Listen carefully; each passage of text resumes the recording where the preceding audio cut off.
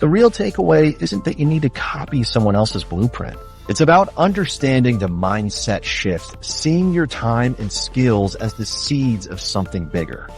The people in these stories didn't wait for permission. They started with what was in front of them, found a need, and built an asset that fit their strengths and lifestyle. You don't need to reinvent the wheel or wait for the perfect time. The question is, what can you turn into an asset right now? Is there a routine, skill, or frustration in your life that could be the starting point? The answer might be hiding in plain sight. Now, if you're wondering which path makes the most sense for you, it's not about copying any one of these stories. It's about matching your natural strengths and preferences with the right approach. Let's break down how to find the wealth building path that actually fits who you are. Which path fits your personality? Think about the last time you tried a new money strategy just because it worked for someone else. Maybe you downloaded an investing app because your friend swore by it. Or you tried selling crafts online because you saw a TikTok about 6-figure Etsy shops. If you're like most people, you probably found out pretty quickly that what works for someone else doesn't always stick for you. That's not a failure. It's just a sign that your money path needs to fit your personality, not someone else's highlight reel. Let's get real for a second. Most people run into trouble by forcing themselves into wealth building models that don't match who they are. If you're an introvert who dreads small talk, you're not going to love a business that's all about networking and cold calls. If you're creative and hate spreadsheets, you'll probably abandon a strict budgeting app after a week. That's why the people we've talked about found success. Their strategies matched their personalities. Dave the mechanic liked working with his hands and seeing concrete results, so real estate made sense. Sarah thrived on creating systems and solving problems, so digital products fit her like a glove. Mark was analytical and patient, which made dividend investing a perfect match. If you're the type who prefers quiet focus, there are plenty of options that let you build wealth without always being on. Introverts do well with asset-based models. Dividend investing, digital products, and stock photography are all great because you can set them up and let them run in the background. Sarah's meal plans sell themselves. She doesn't have to talk to customers all day. Jamie's photos keep earning, whether he's out shooting or not. You can work behind the scenes and still see results. On the flip side, if you get your energy from being around people, lean into strategies that put you front and center. Extroverts thrive in spaces where relationships matter. Dave's real estate deals worked because he could talk to sellers and spot opportunities others missed. Raj built his IT business by being the guy who answered calls immediately and built trust with clients. If you love meeting new people and solving problems face to face, service businesses and real estate can feel less like work and more like a social adventure. Risk tolerance is another big piece of the puzzle. Some people can handle roller coaster markets and sleepless nights. Others want to sleep easy, knowing their money is safe. Mike, the software engineer, hated risk. He kept things simple with frugal living and steady index investing. Dave, on the other hand, was comfortable buying fixer-uppers that scared everyone else away. If you're anxious about losing money, skip the high-stakes stuff and focus on models that offer steady, predictable returns like dividend stocks or digital products that keep selling over time. If you live for the thrill of a challenge, you might enjoy flipping properties or starting a service business from scratch. Your current job and background can actually give you a head start. If you work with your hands, maybe in healthcare, construction, or manufacturing, real estate or local services will probably feel natural. If you're in a knowledge job like engineering or teaching, you might find digital products or investing easier to jump into. Creatives can turn their skills into income just like Jamie did with his photos. Don't overlook what you already know. Your existing skills are often the best place to start. Let's try matching up some personalities with the stories you've heard. If you like getting your hands dirty and don't mind some risk, look at Dave's real estate path. If you're organized and like solving everyday problems, Sarah's digital product model is for you. Analytical and patient, Mark's dividend investing strategy fits. People-oriented and adaptable, Raja's service business is a strong choice. If you're creative and visual, Jamie's stock photo approach could be your ticket.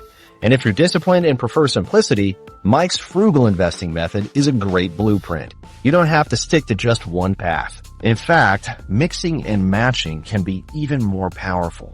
Maybe you combine Sarah's digital products with Mike's supercharged saving.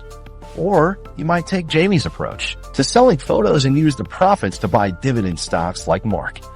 Dave eventually started investing his rental income in stocks, and Sarah put her digital product earnings into real estate. Hybrid models let you play to more than one strength. Ready to take action? Start by thinking about which story resonated most with you. Was it the hands-on approach, the creative side hustle, or the steady investing plan? Jot down 2 or 3 traits you share with that person. Then brainstorm how you could adapt their strategy to fit your own skills and lifestyle. Block off 30 minutes tonight to take one small step. Maybe that's opening a brokerage account, listing a digital product idea, or just sorting through your phone for photos you could sell. Set a weekly check-in to see what's working and what isn't. Time is another factor. If you're already working long hours or juggling family responsibilities, you need something that fits your schedule. Sarah's meal plans took just a few hours a week to maintain. Raj shifted his IT business to retainer contracts so you didn't have to be on call 24/7. If you travel or have unpredictable hours, digital assets or automated investing are easier to manage than something like landlording, which needs you nearby. Don't get discouraged by your starting point. Dave began with just $5,000. Sarah used free design tools. Jamie started with the camera he already owned. Mike's approach works whether you earn $40,000 or $140,000. Mark showed you can start investing with as little as $100 a month. Every model has a way to get started on a budget. The important thing is to start with what you have and build from there. Everyone hits a wall at some point. Jamie nearly quit after making less than $4 his first month. Mark lost almost everything before finding his groove with dividends. Raj wanted to give up after a client ghosted him on a big payment. Your personality will determine which setbacks are hardest to handle. If you're a perfectionist, Jamie's stock photo model might frustrate you since most images won't sell. If you're impatient, slow burn strategies like dividend investing can be tough. Pick a path where you can handle the ups and downs. Where you live matters too. Dave found success in a city with lots of cheap properties. Sarah's business works anywhere with internet access. Jamie's photos sell worldwide, regardless of where he lives. Raja's IT business is perfect for urban areas with lots of small businesses.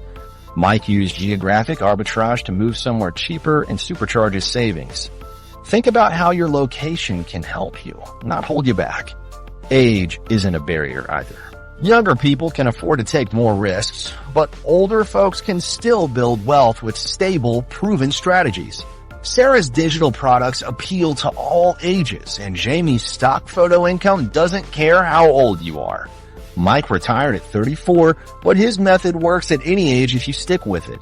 Here's a quick plan to get started. Pick the story that feels closest to how you think and work. Write down the traits you share. Brainstorm one way to use your skills in that model. Take one concrete step tonight, even if it's small. Check in with yourself every week to see what's working and adjust as needed. Remember, none of these success stories started with a big win. The accountant built his dividend income by researching one company at a time. The mechanic started with a single property. The meal prep mom uploaded one PDF before she had a full product line. Your version starts the same way, with one small step that fits who you are. But before you dive in, let's clear up some stubborn myths that trip up even the smartest people. These are the ideas that the photographer who monetized his camera roll stuck. Let's Spent look at the biggest years ones shooting and see weddings, why they're so weekends misleading. packed with back-to-back ceremonies, unpredictable weather, and endless family group photos. After 6 years, he realized he was sitting on a gold mine of unused images. Each wedding produced around 700 photos, but couples only kept a fraction. The rest, sunset shots, close-ups of rings, candid laughter, just sat on hard drives collecting digital dust. One slow Monday, Jamie decided to experiment. He uploaded 20 of his best unused wedding shots to a stock photo website. These weren't the stiff, staged stock images you usually see. They were genuine moments, hands clinking champagne glasses, table settings in golden light, and joyful candid scenes. That first month, he made just $3.47. Most people would have called it a waste of time, but Jamie noticed something. One photo, a simple shot of 2 hands holding wine glasses at sunset, faces out of frame, kept selling. It got downloaded 8 times in a month, used for dating app ads and wine promotions. That one image was doing more work than all his classic bridal portraits combined. Curious, Jamie started digging into what sold and why. He realized commercial buyers didn't want obvious wedding photos. They wanted images that could fit 100 different uses, backgrounds, textures, everyday moments. His technically perfect portrait sat untouched, while accidental snaps of centerpieces and blurry bokeh lights got downloaded again and again. So Jamie changed his approach. At every wedding, he started shooting intentionally for stock while still working for his clients. During downtime, he'd capture universal details. Hands exchanging rings, seagulls flying over a beach ceremony, glasses bubbling with champagne, or decorative lights strung across a tent. He didn't need extra equipment or time, just a new way of seeing what he already did. Soon, he was making $200 a month in passive income from stock sales. The real breakthrough came at a destination wedding in Mexico. Jamie caught a vendor setting up chairs in the background of a sunset shot. He almost deleted it, but then realized it was exactly what commercial clients wanted. Authentic, behind-the-scenes moments. That one photo, showing local workers and real event prep, ended up earning over $11,000 from more than 300 licenses. Fashion and lifestyle brands snapped it up for ads, blog headers, and social posts.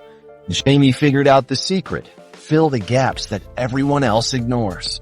Most stock sites overflow with staged, generic models. What's missing?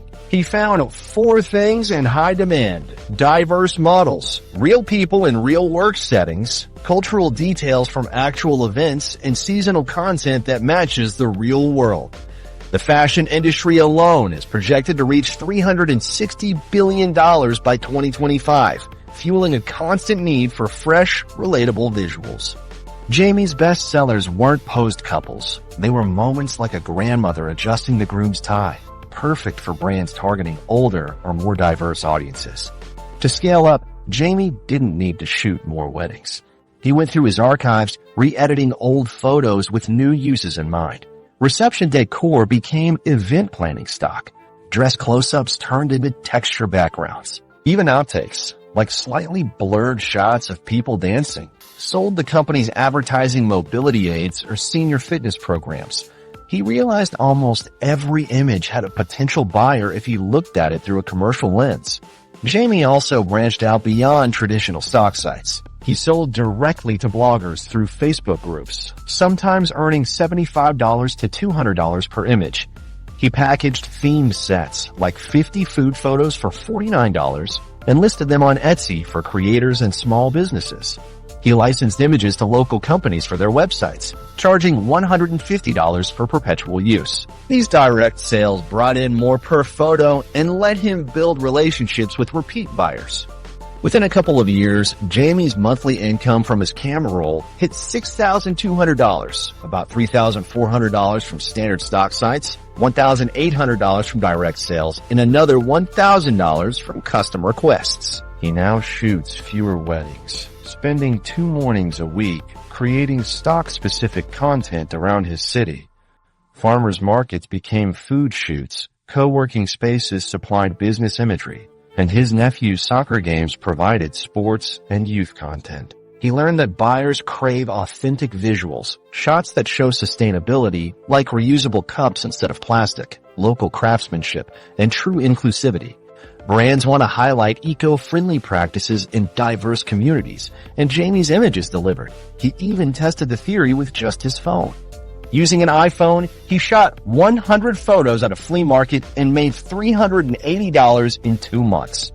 The best sellers weren't artistic masterpieces, but practical visuals, a vendor's hands counting cash, a child eating ice cream, or vintage jewelry displayed on a wooden table. Jamie's simplest moneymaker? Blank space. He took photos of empty tables, clean countertops, and park benches, just neutral backgrounds for businesses to overlay text or products. Those 15 photos sold about 30 times each month at $8 per license. No models, no props, just useful space. His biggest surprise came from food photography. After snapping a few taco shots at a food truck for fun, Jamie uploaded them to a restaurant-focused stock site. Those 5 images consistently earn $12 to $18 per day because small businesses need affordable, ready-to-use visuals and can't always hire a pro. He identified 7 niches with constant demand: affordable healthcare, like dental or optometry offices, local service providers, minority-owned businesses, eco-friendly products, pet services, nonprofits, and education. Each one needed real, relatable images, not staged stock. Jamie now shares his best tips with other photographers and creators. Shoot vertical, since most buyers use images on mobile. Leave copy space for text overlays. Avoid logos or branding, since that limits licensing potential. Always get model releases. Images with signed releases are up to 4 times more valuable. The real advantage? Stock images keep earning for years. Jamie's top seller was shot back in 2016 and still brings in money every week. Most photographers obsess over gear and editing. Jamie's results came from asking one question before pressing the shutter: what problem does this photo solve for a business? Even phone shots of hands typing, people laughing in a cafe, or a blank wall can generate income if they meet a commercial need.